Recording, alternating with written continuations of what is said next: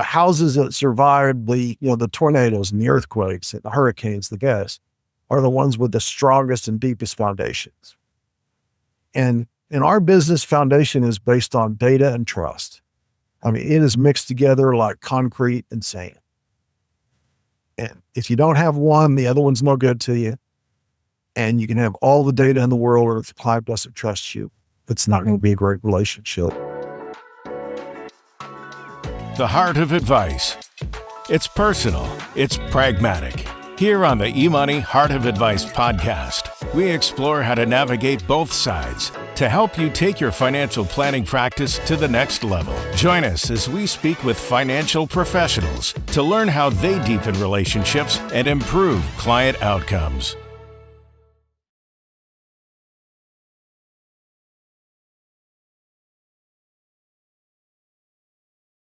Welcome to the Heart of Advice podcast, presented by eMoney. I'm Sasha Grobinstetter.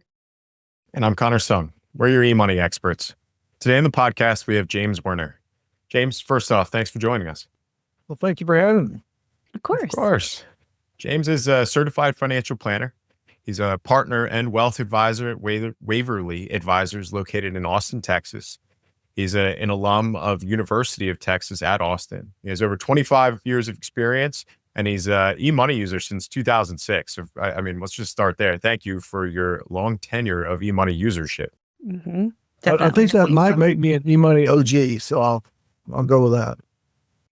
We love that. James, as we get started with the podcast, I want to know what inspired you to pursue a career in financial planning, and how has the field kind of evolved since you've started? I'd love to hear that.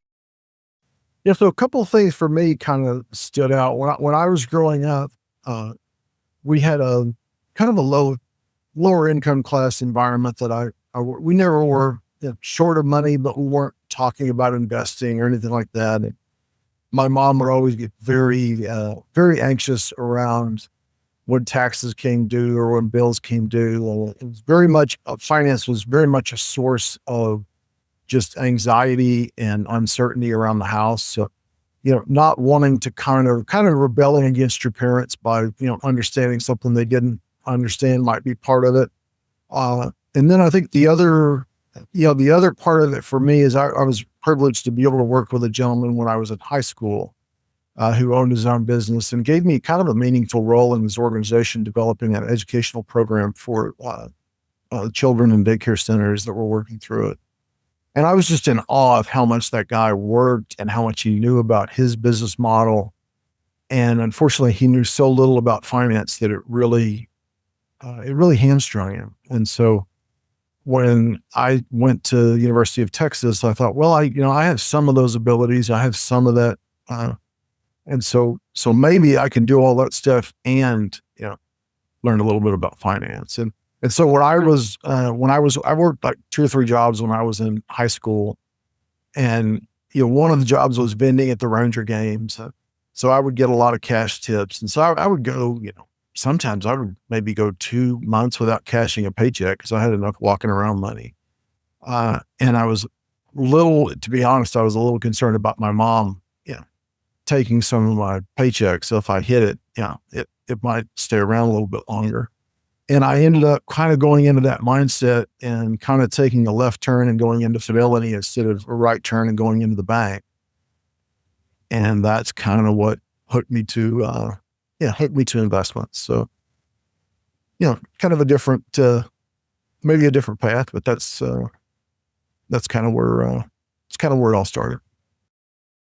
I think for so many young professionals now, James, and I don't know how often you see young professionals, but they always say like, this is a helping profession and that's why they get into it. And it kind of sounds like that's a little bit of what you did as well. So I'm sure that our advisors can definitely relate to some of that. Yeah, I didn't quite know what I was getting into until when I got ready to graduate from school, and I thought, man, I got to go out and find a job. What's going on? And then I really kind of understood how finance. Once you started looking for work and internships and things like that, then you kind of start learning how the business separates itself. And until then, you're just all kind of taking the same classes and you tell everybody you're in finance and you really don't know what you're talking about. But I would say that today's generation knows a lot more, a lot earlier than I did. They're much more clued into what the potential track would be for a potential career, things like that. I find that the average person, average college age or recent graduate that I talk to, is much more clued into industry opportunities and career path and stuff like that than I ever was. So that's good. It is, and I think it speaks a lot to the changing environment. Both, I think the profession has definitely changed itself, but the way that we're training the next generation of advisors has also changed, I think, for the best, to help mirror some of the evolution of the advice that's being delivered, or even just the value of the advisor, I think has continued to shift a little bit. How do you, as you think about, over 25 years of experience, what keeps you kind of engaged and passionate about helping clients? Well, I mean, I get engaged with solving the problem and all the different tools and things that are available now, and trying to stay up to date as best I can with technologies and tools of today, and not be that guy who's still doing the same thing they did 20 years ago and trying to justify it. So I would say that's a part of it, but I would also say that for most people that are in personal financial planning, I mean, once you bring a new family into your company, I mean, you're adding this, layer to your ecosystem that just kind of, that relationship just grows over time. So what starts out as a very, transactional financial relationship morphs into something that's quite a bit different from that. And so I guess the industry and the changes that are happening, and more importantly, I guess the people that are presenting those changes, that gives me a lot of motivation. But it's that responsibility, and it's that shared journey that you're kind of going on with every family and every household that you take on, that really is the thing that makes it hard to say no, or hard to put. Get that mental currency, that mental gratification. I think that coincides with your personal business. And as I think about some of the other shifts in the industry, there has been a great feeling of, acquisitions and mergers that has definitely changed the way that I think that we're able to deliver advice, either through our own businesses, through other businesses. Can you talk a little bit about some of the lessons you've learned, either from co-founding Silicon House Wealth Management, or now as a partner at Waverly? Yeah, sure. I think that one of the things I would have gone back and told my earlier self, we always say, if you could go back 10 years ago and tell yourself different things, what would you do? I would say you really need to start thinking about how you're going to sell or merge your business a lot earlier than you wanted to. It really should inform almost every decision you make, from founding to when you actually had that merger. And I find a lot of businesses, not just in financial planning, but when you start talking about due diligence phases after offer letters have been issued and accepted and things like that, you see people going through the financials and go, oh, well, I did that because of this, or I did that because of that. And ultimately they're saying, I did that because I was only thinking about the moment. I wasn't thinking about how that would impact, longer term. And I think one of the things that helped us in our relationship with eventual merger with Waverly was how many tools and how many service concepts we already had in common. So we were already kind of speaking the same language before we started. But it was, at the end of the day, that the culture of their firm matched more closely to the existing culture that we had developed.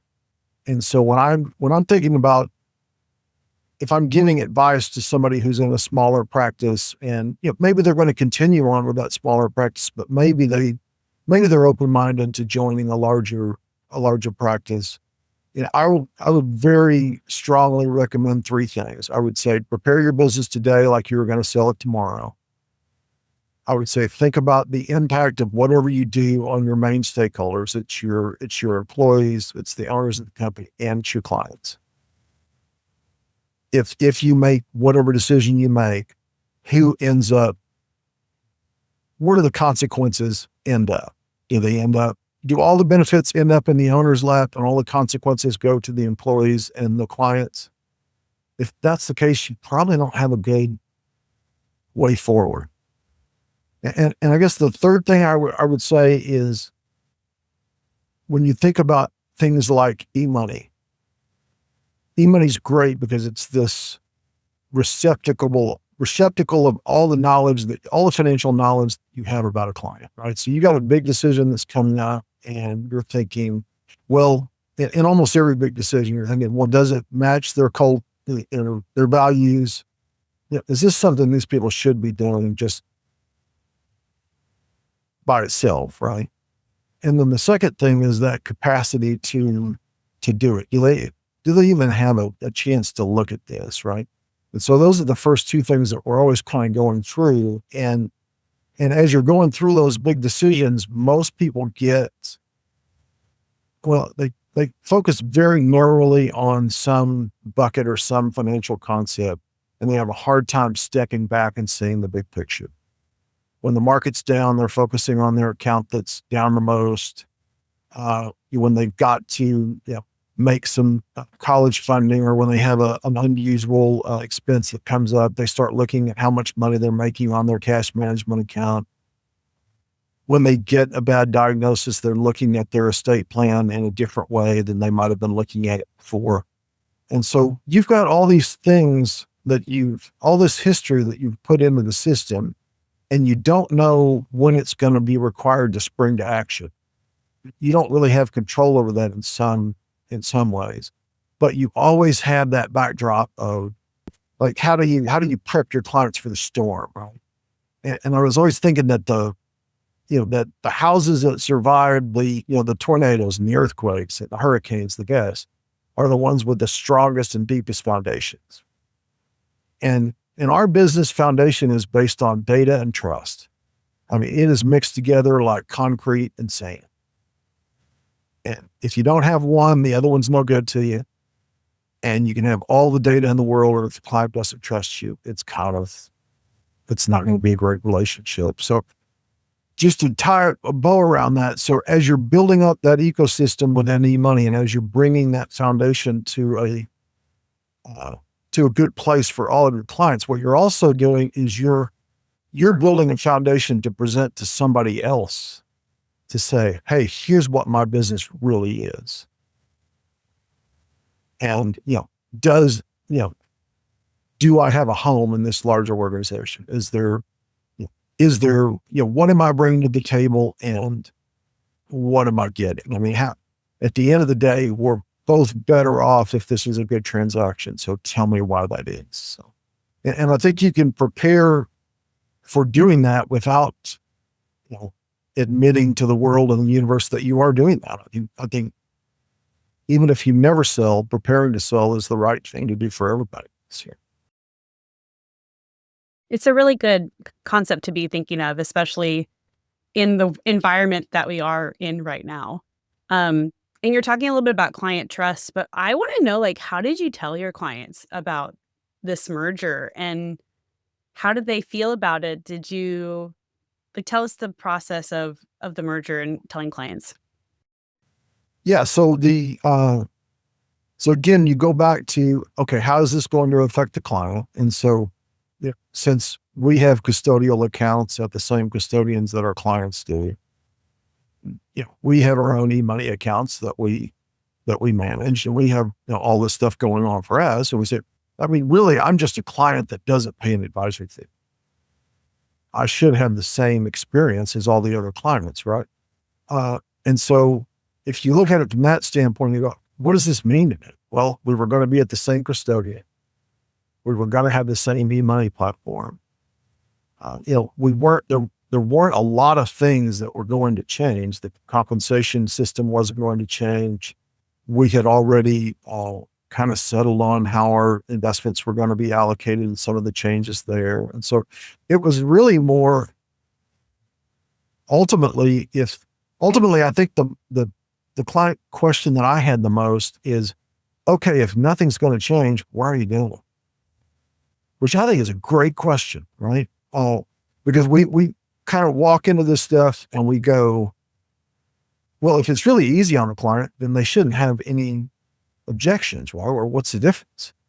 And the other way to look at that is, well, okay, if you're not changing anything, why are you, what's going on? And so that really made me think about it a little bit deeper and think about, well, right now we've got, access to, 3 people, 3 advisors who work really hard and try to find me the answers to everything. But wouldn't it be nice if you had 42?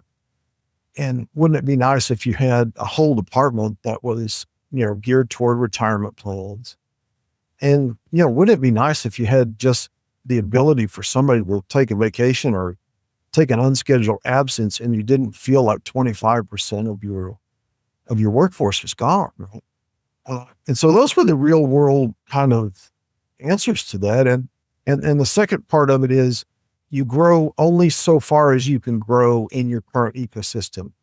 And you kind of have to break out of that shell, just like a bird has to crack out of the egg, right, before it can grow. I think every business kind of has that. I know Michael Kitces has done a boatload of stuff on this, showing, the different stages of advisory firms and how no matter how efficient you are, you run into that roadblock. And you either get really happy with being that kind of firm and you just enjoy it, or if you want to grow, you have to kind of break out of that shell and do it. But to answer your question, that was the thing. It was look at it from the client's perspective and then be really, just be really cognizant of what your client feedback is, because a lot of times they're going to give you the unvarnished, smartest thing that you can think of, but you never would have even thought of, well, okay, maybe I'm going to answer the odds. But it sounds like you took the time to really understand what the client was thinking. And I think that's really important, especially when you're selling your business. So you're right. Like that fear from a client of like, well, what's going to change? I could totally understand that. So it's scary for the client. It's also scary for you, but you were ready. And I think that they appreciated probably that transparency that you gave them. Well, and they knew how poorly I was at managing things that weren't, financially related. So, any kind of merger that would let me do more planning and less, HR was probably a good thing. I just wanted to compliment you on just kind of the perspective there, that it definitely asking that question, what is it going to change for my clients? And also just, as you know, building your own eMoney portal is the first recommendation we make. Like, make your own plan, build your own portal, play around with it, build your own, connections, and so that you can understand the barriers, the questions that you're going to end up having to answer on behalf of your clients. But then as you think about, back to the question, the overall process, like the whole thing, does it make more sense for you where you were at the time to go out and sit down and interview a bunch of people to try and grow to the capacity level that you needed in order for you to focus more on what you wanted to do and where you ultimately delivered the most value, which ended up being, that Waverly was perfectly aligned as far as the way that you were supporting clients and some of the technology that you were already using and a lot of the, I guess, like overall methodology and values perspective, where adding capacity by merging with Waverly, I think ultimately brought you to where you wanted to be personally. It also helps your staff, which I think ends up being more of a transitory positive client experience for your clients that you brought along with you, versus actually having like an immediate kind of feeling of a different tech or a different advisor, a different planner that they're interfacing with. Yeah, I think, I guess the best way I could put it is if our practice was more niche oriented, when you think about that, I mean, if you're only doing one thing and you're doing it really, really well, then you can do it for a lot of people. And so those type of businesses are just absolutely destined for organic growth. That was never my value add. That was never my strong suit, was to be able to focus on one thing. I was always kind of ADD and not able to stay out of any part of, somebody's business. So, we would be in the cash management, the estate planning, the retirement planning, we'd be all over the place, tax planning. And so, when you're doing that kind of work, I think you're limited to the number of households that you can service and serve well. And so part of the merger, when you think about merger, it's not really about growing so much. It's about finding a home for all those clients that you're not willing to serve, because we have a capacity problem in this business. We do not have a problem of financial advisors not having enough clients. I'm sorry, that does not exist. What we have is we have a problem of people that wanting financial advisors being able to find them under a service model that fits their needs, regardless of what their underlying financial, wherewithal looks like. We have a problem with that. And so for me, every hour that I was spending on HR, I know I, kind of poo-pooed it earlier, but I mean, every hour that I was spending doing something other than financial planning or management was an hour that I was kind of stealing from myself that I could have been using in the first place. So my biggest barrier to growth or personal growth was myself, was not wanting to release control over that. And I, there's another partner here, Tom Brown, who's probably going to laugh when he hears this, because I mean, he does 90% of it. I only did like 10. And still, I think my 10% cost us even more time than we use. But the point is, when you're bringing your stuff, when you're merging with another entity, hopefully you can offload. I mean, we've offloaded all of our HR stuff. We've offloaded headache after headache after headache. It's not that they don't get addressed. It's just that they don't take, our time. And so now we've freed up more time to work with clients. And so that's how we grow. And, so there's different ways there's different ways to label growth, and there's different ways to think about it. But I think for me, when I think about growth, I think about how much of my time can I spend doing what I want to do and what I'm good at during the day versus the alternative. And that's definitely grown. So that's growth enough for me, I guess. But it sounds like you get to do what you're really good at and what you want to do. So I think that's a win for you, ultimately. Yeah, I mean, on most days it feels like it. Today notwithstanding, but no, it does definitely feel like it. I do want to ask a little bit about your clients and making sure that you kind of reach not only their values, but their goals, and making sure that that approach is aligned with each of them. So how does that look when you're working with clients, that value alignment, making sure the goals are unique for them? Yeah, I think that's, I guess the best way I can describe this, it's kind of a multi-tier process. And then so you start off and you make all those assumptions of what goals are, what your starting position is, what your client's feelings toward money are and about money. Are they just products of a household that had a good relationship with money or not? There's all kind of things like that happen. And when you start off working with a client, it's a lot like a first date. I mean, the client wants to be on their best foot and you want to be, the prim and proper advisor. And so, you get about 2-3 months into this thing before you really realize, they're a real person with some imperfections here. They haven't done everything they were supposed to do. And then they realize that you're just kind of a human person and not a robot. So y'all can just kind of talk together. And I think that's really when you start getting that relationship that has some meaning. And when I talk about that, I mean, as an advisor, you ought to be able to push back on your clients, because if all you're ever doing is just agreeing with whatever your client's ideas are, then you're not serving as an advisor. And so the ability to push back and motivate in that way is super important. And I think you should look at every relationship you have and say, do I have the ability to do that?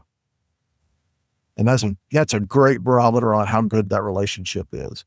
And then on the other side of it, you have to be organized enough from a data standpoint and have a staff that's committed enough to know what are the areas where you need to pull the client forward. What are some of those things that they're not doing that they would never do if they were by themselves, but you need to make sure that they address? I mean, do they have an estate plan that makes any sense? Have they really looked at their estate? Do they really know from a dollar standpoint who's going to get what, who's going to control what? Have they thought about the worst case scenario? Have they thought about how these things are going to go? Those sorts of things. Because what I always find, you talk about how do you talk to clients during the storm, when the market's falling, 20% in 6 months, or when they just lost their job, or when there's some negative dynamic change in their lives. How do you talk to clients? Well, the thing is, it's how you talk to them before that happens that's the point. It's how you set the table. It can be very, I think it's really hard as an advisor not to fall into this trap where if a client's having a really good income year or a really good investment year, that you don't take that step back and go, hey, here's what everything looks like from the 10,000-foot level. Because if you don't do that, everything's good and it's going to be a quick meeting and it's going to be a fun meeting and it's going to be a good meeting. But you don't get the chance to step back and go, we've talked about, 20% of your assets here. The other 80% are over here. And they're kind of doing the same thing they were 2 years ago. So let's not get too excited over the, over the performance of this small account, right? And so then if you're constantly doing that, if you're constantly being the wet blanket when all the client wants to do is celebrate, and you're constantly being the optimistic figure when the client just wants to be miserable, then that's how you maintain that balance. And you just have to do that, because over time, what happens is we all get recency bias. We all worry more about what's happening in the current and project that forward, much more so. And it causes us to change our plans, defer our plans, causes us to ignore otherwise rational advice that we've already kind of put in place. And I think it starts with not how do you deliver bad news, it's how do you manage good news into that inevitable period where you have to deliver bad news. And I think if you do the former thing well, the other thing is easier. If you never get bad news, if you only give good news, and then good luck. I mean, it's just not easy to make that transition. But that's how I think about it. I mean, I'm sure every advisor has a little different take on it, but I feel pretty strongly about that when I'm going into a meeting that I know is going to be really, really strong, not because of anything I did, but just because the environment as a whole was, that maybe the client's doing great at work or whatever, right? If I know that, I start looking for things that I can pick. I start looking for things that we're not accomplishing that we should be. Because that's the perfect time to introduce.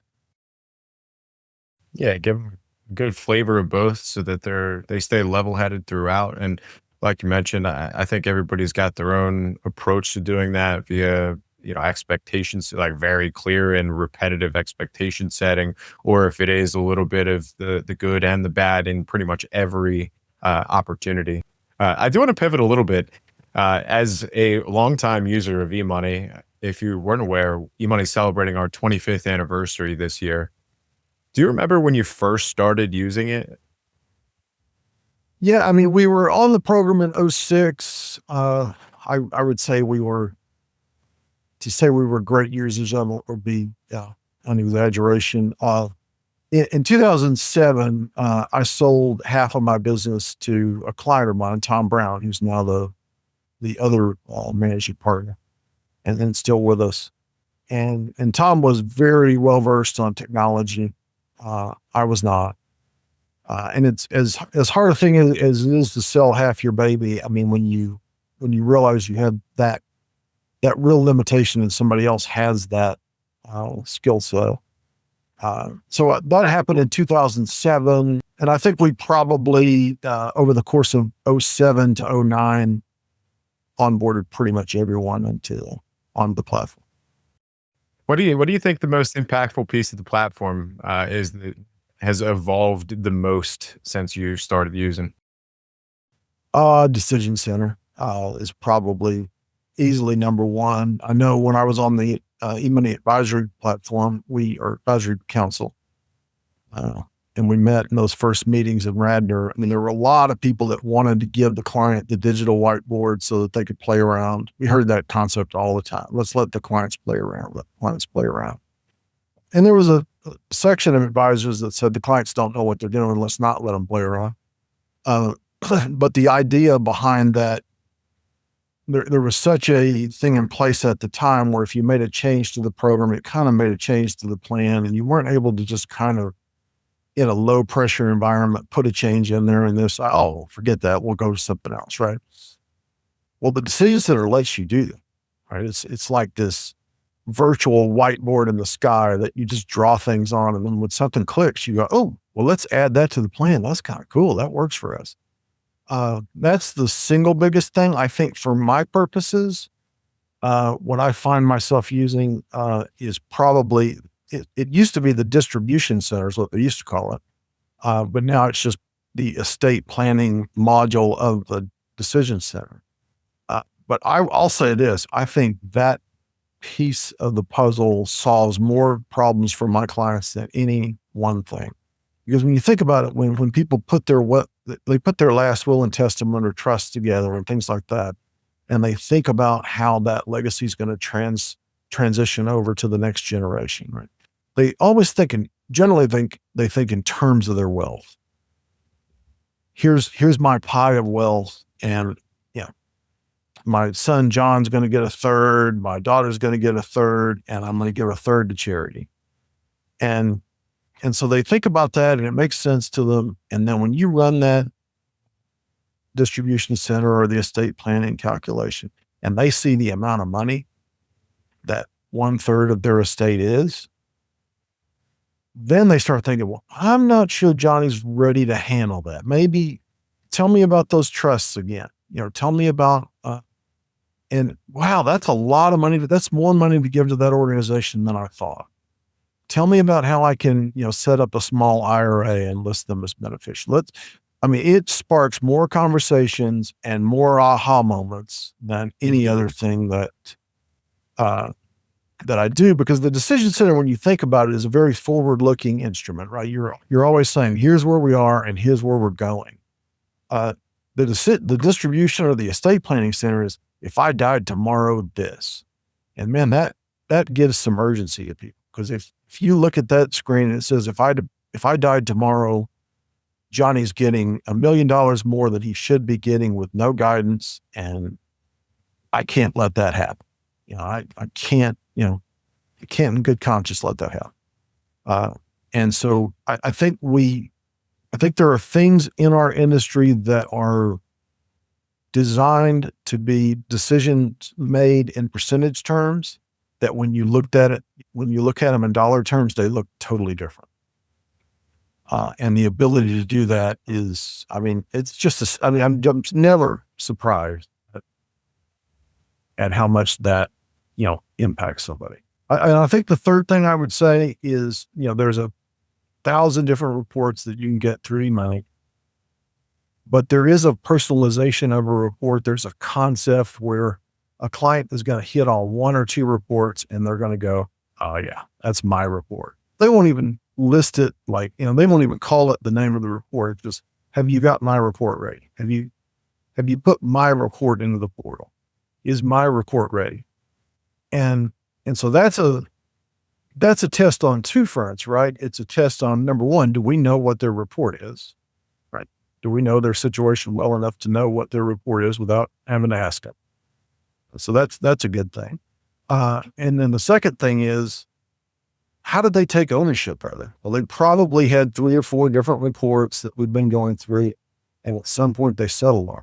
And so the ability to kind of go into their individual site, how they look at the eMoney world, and favorite the reports that are really their reports, and let the other reports go into the background, is super helpful, because no two clients pick the same report. If they all did, it'd be easy. And we just had 2 reports, that'd be it. But they all have different, different reports. But if you've got somebody who has a report that they really kind of get a lot of benefit out of, let's say the 5-year cash flow report is something a lot of our business owners really like. Is they don't really believe in looking forward farther than 5 years because the future's too uncertain. But they want to look at it in a little more detail about just a graph or a line drawing, or things are going to be good, or your wealth is going to go from the left to the upper right hand corner. It's going to grow over time. They want to see what makes that wow. Where are you projecting my earnings to be? Where are you projecting their taxes to be? What's the expenses? What are the one-time expenses? All those things that 5-year and show is wrong. And so when you factor that in, that comes their report, well, then what the baseline is for all the future conversations.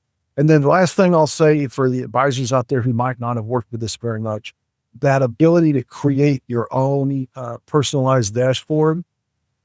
But if you don't know this, you should learn it.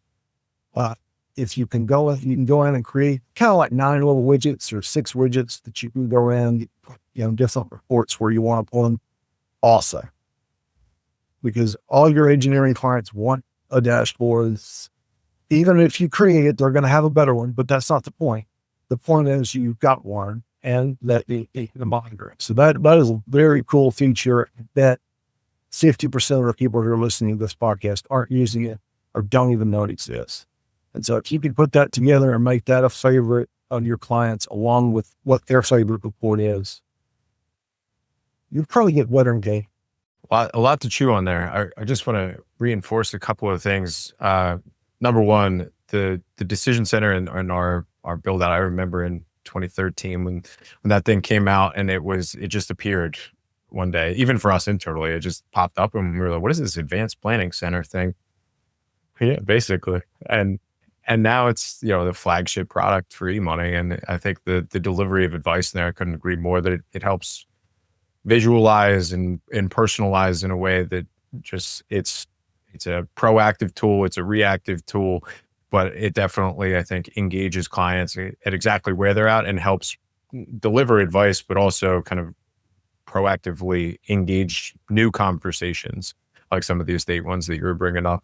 The 5-year cash flow is always a fan favorite for exactly the same reasons why you talked about, right? It's detailed enough for a long enough time period. And then you could always zoom back out if you want to look at the kind of whole picture. And then aspects of the client portal with the reports section. And then the plan summary report is the dashboard. I'm assuming the customized page.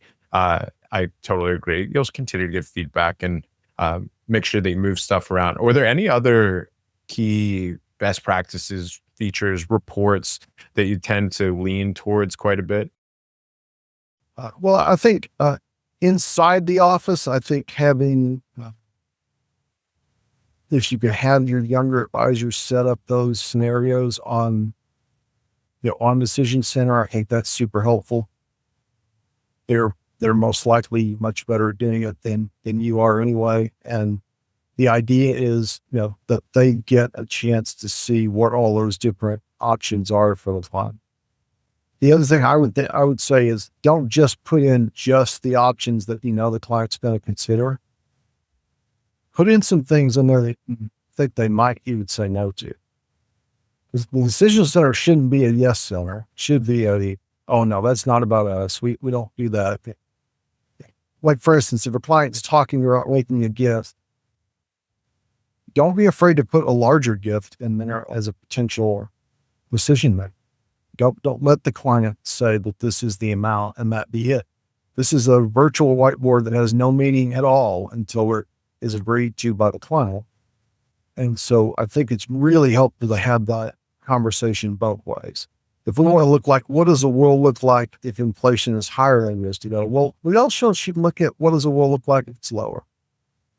And I know we all think we know the future, but yes, whatever we're looking at, if we're looking at high returns, we need to look at low. And if we're looking at high inflation, we should look at low. If we're looking at low expenses, we should say, well, what happens if we decide to really spend some more money. What does that look like, right?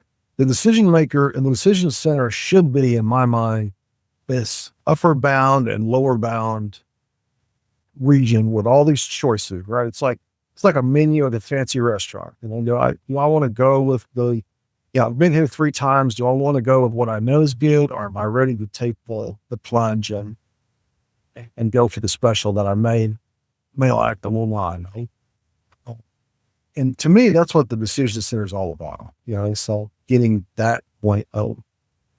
And then until you get there, I don't think you get a seat at the table on those big decisions that clients are really thinking about. Do I give $18,000 a year to my kid now for the next 10 years, or what if I gave him $150,000 more? Those sorts of questions that we answer every day, and that are big questions, big meaningful questions, right? Is how much support do I provide my family today versus how much do I provide them with my debt? And who are all the other benefactors at the table when I make a decision?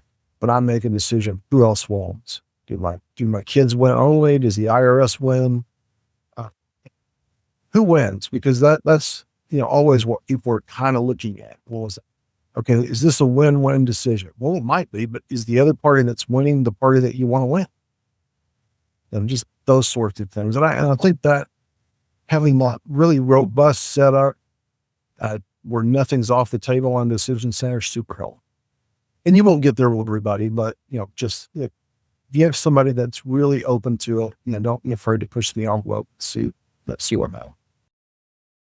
I think that's the beauty of financial planning, though, is the option to give them more options and let them decide with Decision Center. So I think that's really lovely. I want to shift over to asking you about your as a charter member of the AGC. I was like, I gotta get these letters right. The Advisor Growth Community. How has your involvement there shaped how your professional growth and how your approach to wealth advising? Well, I haven't been as active there as I should be, so I'm not a huge person to really talk on how the organization is today. But I'll say this: when I started, I think there were 100 of us, maybe a little under 100. And of course, Justin Castelli's kind of running the show. But what was just amazing to me is the level and just the depth and breadth of talent in our industry that was in that group. I mean, it was like, wow. I mean, they would put any kind of, you name it, any kind of financial planning issue that was on the table would have just multiple really cool perspectives, and what a great organization for sharing ideas and stuff like that. So it really kind of told me, wow, anybody who's saying this industry is in a bad position just is not met these guys. And it was a little bit intimidating. You talk about, well, what keeps you going? Knowing you're kind of really challenged against a group like that, and all those people were 20 years younger than you. That'll keep them vulnerable. So it's a great organization. It's a great idea. I don't think it's something that's meant to be, followed 24/7 it's almost like a board membership type thing in my mind, where you can really be active for a couple of years and then you kind of have to take a step back. But I think the promise of the advisor growth community and kind of the underlying,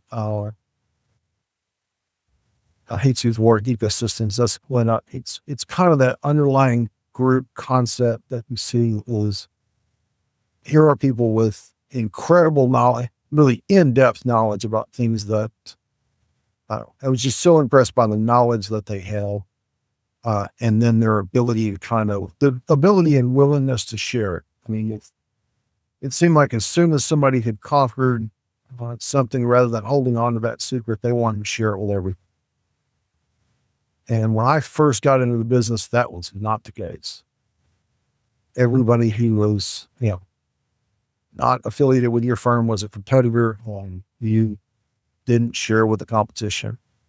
And, I cut my teeth in that part of the industry, right? So it's hard to kind of get away from that. And you work with the AGC for about 6 months. You're like, wow, that just doesn't exist. Well, it helps.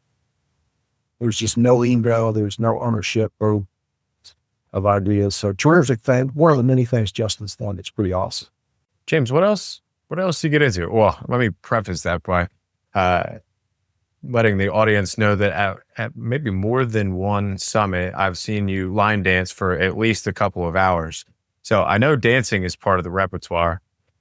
You also had your own podcasts. What else do you do to try and push outside of your comfort zone? And what have you gained from some of those experiences? Well, I say kind of karaoke and line dance are inside my comfort zone. So I'm not sure I'm pushing outside the comfort zone when I'll do that. The 2-hour stamina thing, I don't know. I got to push you on that one, Colin, but I'll take your word for it. It's kind of funny that you say that. I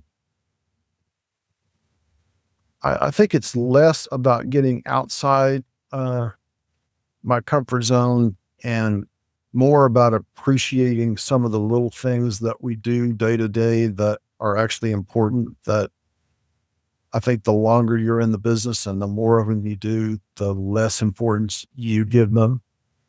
And you got to understand that for the brand new client or somebody who hasn't received those kind of things before, it can be a really big thing. And so for me, it's not so much the trying to get out of my comfort zone. I'll say with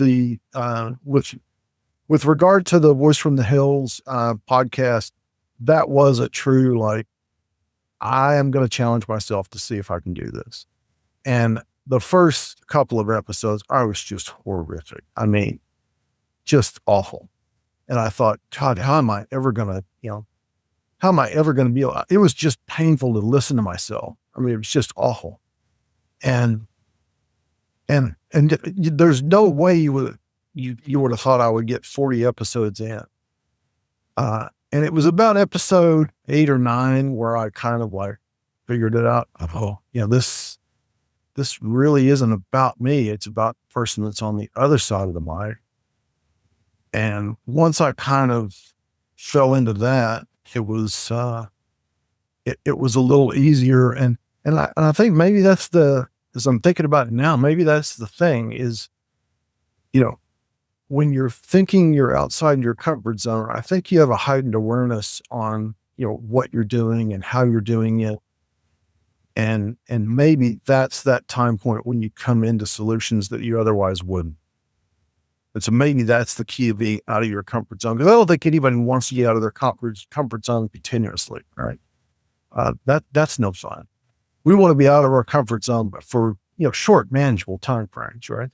Or it's that heightened awareness that you get when you get out of that I think is the important thing that you get from it. And I went from just being god awful to doing a couple of episodes that I was super proud of. And we had, you guys know what's going on because you're on the other side of the mic now. So, the prep that has to go into it, and you're always hoping that all of the tech stuff works, and you're hoping you'll be able to edit it down to something that makes sense. And you're hoping you'll be able to cut it up into the 30-second clips, and then all those things, right, are going through your head. You're not just having a conversation. You're having a conversation thinking, how am I going to upload this, this stuff? But then, you get a quote by Aaron Klein or one of these guys during the podcast. And I'm just fortunate to be able to, interview even the eMoney CEO online. I forget which episode it was, but, you get some really cool, things, and you're like, man, I got that somehow. And, it wasn't even part of the plan, but I got that quote, or I got that mindset, or I got them to say something that they otherwise weren't going to say. And that was the coolest thing about it. So I would say, I like to be out of my comfort zone for as short a period of time as possible. it's been fun to be on the other side of and listen to advisors and get to know them better and how they help better their clients' lives. So it's really cool. 25 years is a lot of advice and guidance. So a lot of handling the storm. What's the one thing that keeps you up at night as you think about our industry and helping your clients work through their concerns? Oh man, capacity. That's, I guess, which part of the biggest one is being able to be available to give the solution when the problem presents itself. And whether that's me or whether that's the giant we, whether that's, me or Waverly, if that's a worry. And I think to the extent that the Waverly merger, closes the books as an unquestioned success, that will be the fear that gets nowhere to us. And hopefully we continue to enable from a tech partner perspective that efficiency and capacity so that you can do your best work in actually delivering planning and building relationships with your clients. But we do have one last question that we ask every one of our guests, which is, how would you define the heart of advice when it comes to financial planning? I told you guys I thought I had an unusual answer to this question, but I may not. But so I think it's that communication level between the client and the advisor. And when I think about that, what I'm talking about is you can have a very healthy heart, but if you don't have any circulation within the body, it's not good. So you can have an advisor that has a lot of knowledge, but if there's no transfer of that knowledge to the client, it doesn't work. Doesn't matter how much the advisor knows.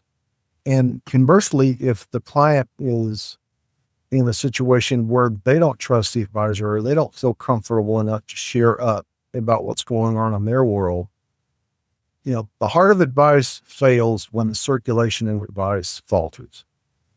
And the circulation in advice is not always from advisor to client. It's not always from client to advisor. I think of it as this kind of circular thing where, something new happens in the market and we're telling the client, hey, this is available now and it didn't used to be available. And I think it's perfect for you. And then the client gets to take that information and do with it what they will, or really think through it.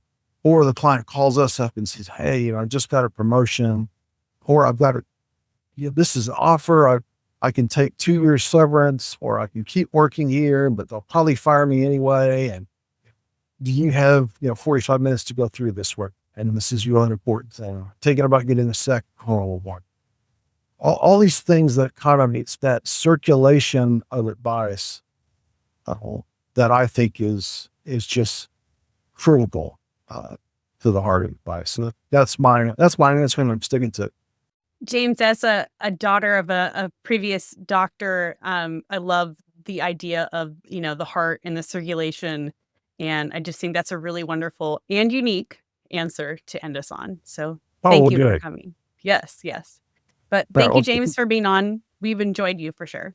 The Heart of Advice podcast is produced by eMoney Advisor, a leading provider of technology solutions and services that help people talk about money. Learn more at eMoneyAdvisor.com, where you can find additional resources for advisor success, including the Heart of Advice blog, as well as ebooks, CE webinars, and events.